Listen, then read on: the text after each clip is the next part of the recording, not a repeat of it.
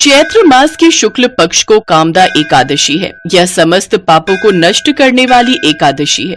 जैसे अग्नि लकड़ी को जलाकर राख कर देती है, ऐसे ही इस एकादशी के पुण्य के प्रभाव से सब पाप नष्ट हो जाते हैं। तो आइए जानते हैं आज की इस कहानी में कामदा एकादशी व्रत कथा के बारे में। अनेक वर्ष पूर्व रतनपुर राज्य में राजा पुंडरीक राज करते थे। वो अनेक ऐश्वर्यों से युक्त था। उनके राज्य में अनेक गंधर्व, अप्सराएं आदि वास करते थे। इस राज्य में आर्थिक संपन्नता और खुशहाली का वास था। इसी राज्य में एक अप्सरा अनीता अपने पति मोहन के साथ रहती थी।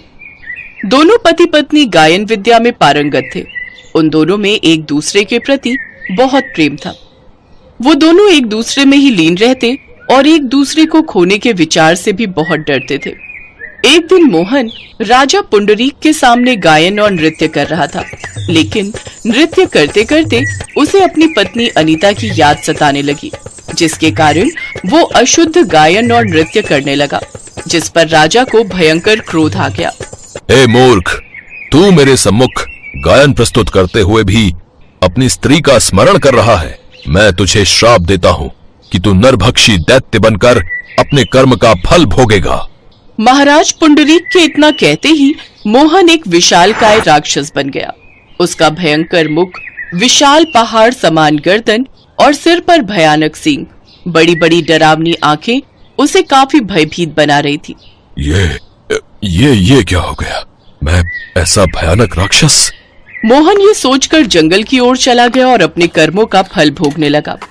लेकिन अपने पति का ऐसा हाल देखकर अनीता दुखी हो गई। अब मैं कहाँ जाऊं और ऐसा क्या करूं कि मेरा मोहन पहले की तरह ठीक हो जाए। उसकी पत्नी अनीता भी उसके पीछे पीछे जाती और उसकी हालत देखकर विलाप करती रहती। ये क्या हाल हो गया मेरे स्वामी का, अब मुझे ही उनके उद्धार के लिए कुछ करना होगा।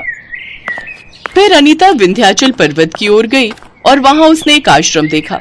वो उस आश्रम में गई और मुनि के सामने हाथ जोड़कर प्रार्थना करने लगी। हे महर्षि, मैं रतनपुर राज्य के नगर में रहती हूँ।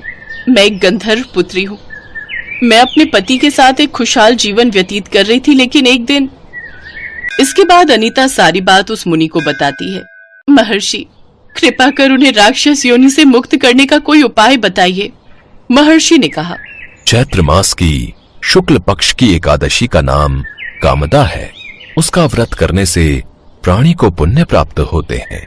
यदि तुम अपने व्रत के उस पुण्य को अपने पति को दे दोगी तो वो सहज ही राक्षस योनि से मुक्त हो जाएगा और वो राजा के श्राप से मुक्त हो जाएगा।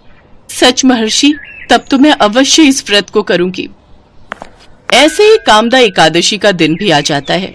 महर्षि के कहे अनुसार अनीता ने उस व्रत को पूर्ण किया और फिर ब्राह्मणों के समक्ष अपने उस व्रत का फल अपने पति को दे दिया और ईश्वर से प्रार्थना करने लगी।